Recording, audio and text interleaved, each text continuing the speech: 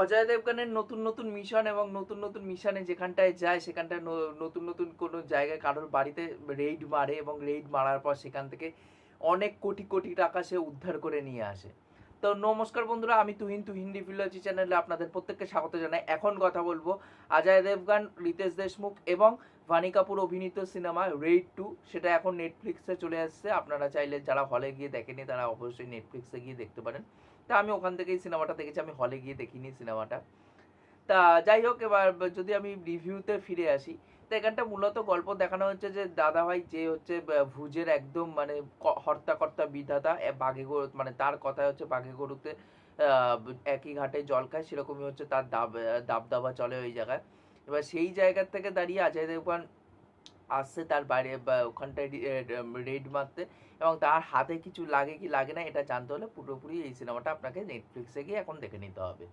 তা দেখুন, এই সিনেমাটা কিন্তু আমার বেশ ভালো লেগেছে। আমি এই সিনেমাটা অ্যাকচুয়ালিতে দেখতে বসি, দেখো রেড 2 এই সিনেমাগুলোতে আমি তো খুব যে আর্টিস্টিক পয়েন্ট অফ ভিউ থেকে দেখতে বসছি, যে আর্টিস্টিক্যালি কোনো সুপিরিয়ার সিনেমা হবে বা কিছু, আমি সেরকম কিন্তু মানে এক্সপেকটেশন নিয়েও কিন্তু এই সিনেমাটা দেখতে বসি না। আমি দেখি যে যেই রেটগুলো মারছে সেগুলোতে আমাকে মজা দিতে পারছে কিনা, এবং যেই টাকাগুলো দেখাচ্ছে সেগুলো দেখে আমি মজা পাচ্ছি কিনা, সেই জন্য আমি কিন্তু এইসব সিনেমা দেখতে বসি। তাই আমি বলবো যে পুরোপুরি আমাকে এঙ্গেজ কিন্তু করতে পেরেছে এই সিনেমাটা। হ্যাঁ, কিন্তু রেইড 1 যেটা ছিল রেইড, সেটার লেভেলে কিন্তু রেইড 2 যেতে পারেনি। আর আরও একটা জিনিস, আমি একটা জিনিস বলতে চাই, সেটা আমি দেখেছি যে এই সিকুয়াল সিনেমার ক্ষেত্রে ফার্স্ট পার্টে অন্য একজন নায়িকা, সেকেন্ড পার্টে অন্য একজন নায়িকা। মানে এটা কেন, কি বৃত্তান্ত, আমি না এটা মাথায় আসে না। তুমি একই ক্যারেক্টার দেখাচ্ছ, একই কিছু দেখাচ্ছ, তুমি তাহলে বউ চেঞ্জ করে দিচ্ছ। এটা আমরা সিঙ্গাম এগেইনের ক্ষেত্রেও দেখেছি, মানে সিঙ্গাম রিটার্নস, সরি।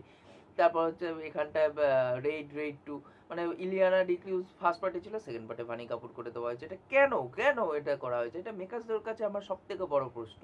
তা যাই হোক, এবার মেকার্সদের ব্যাপার মেকার্সরা বুঝুক গিয়ে। আমার ব্যাপার হচ্ছে মোট কথা সিনেমা দেখা, তবু ওটা চোখে লেগেছে বলে আমি তাই বললাম। তা এখানটায় যে রেটগুলো দেখানো হয়েছে সেগুলো খুব ভালো লাগছে। এখানটা পারফরমেন্সের যদি ব্যাপারে আসি, এখানটা কিন্তু প্রত্যেকের পারফরমেন্স খুব সুন্দর। বিশেষ করে আমার রিতেশ দেশমুখের কাজ কিন্তু বেশ ভালো লেগেছে। মানে সে এই যে কোল্ড ব্লাডেড ক্রিমিনাল যেগুলো হয়, সেরকম টাইপের একটা ক্যারেক্টার সে পেয়েছে, পুরো ঠান্ডা মাথার একদম ভিলেন। তার ক্যারেক্টারটা আমার ব্যাপক লেগেছে এবং সে পারফরমেন্সেরও কিন্তু খুব দুর্দান্ত দিয়েছে। এখানটায় অমিত সিয়ালের কথা বলে, অমিত সিয়ালের কিন্তু 1 ঘন্টা লাস্ট 1 ঘন্টায় তার এন্ট্রিটা হয়।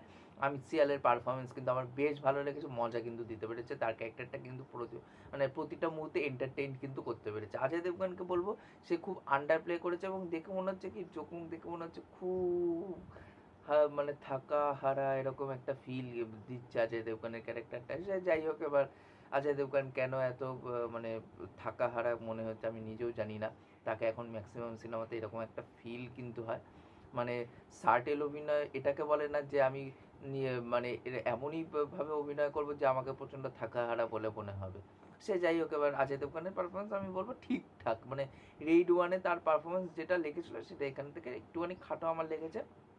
এবং এখানটায় যে গানের প্লেসমেন্টগুলো সেগুলো অযথা, সেগুলো তবুও ওই যেরকম সেট আপ দিতে হবে, একটা ফ্যামিলিকে টাইম দিতে হবে, প্রথমে একটা রোম্যান্টিক নাম্বার রাখতে হবে, তারপর গিয়ে রেইডে দেখতে হবে, মানে মেন গল্পে জাম্প করবো রেইডে।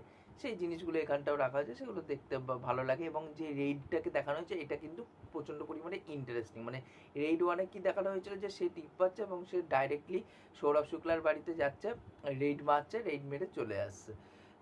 মানে একটা লোকেশনেই কিন্তু পরবর্তীকালে মানে অনেকটাই কিন্তু একটা লোকেশনেই বেসড করে দিয়েছিল। এখানটা কিন্তু একটা লোকেশনে বেসড রাখেনি, এখানে নানা রকম লোকেশন নানাভাবে কিন্তু রেটটাকে দেখানো হয়েছে, যাতে মনোটোনাস না হয়ে পড়ে মানুষ, সেই জিনিসটার দিকে ধ্যান রাখা হয়েছে। যার জন্য নানানভাবে কখনো ঘরে কখনো বাইরে এরকম করে সিন রাখা হয়েছে যাতে মানুষ এঙ্গেজ থাকে। সেই জিনিসটা আমার ভালো লেগেছে। এবং সৌরভ শুক্লার কথা বলবো, ফার্স্ট পার্টে যেরকম তার অভিনয়টা ছিল, মানে তাকে দেখে সত্যিই ভয় লাগছিল। এবং এখানটায় না তার ক্যারেক্টারটা কমেডি রিলিফ টাইপের করে দিচ্ছে। এটা যদি না করে যদি একটু সিরিয়াস ধর্মী রাখতো তাহলে আই থিঙ্ক বেটার হতো।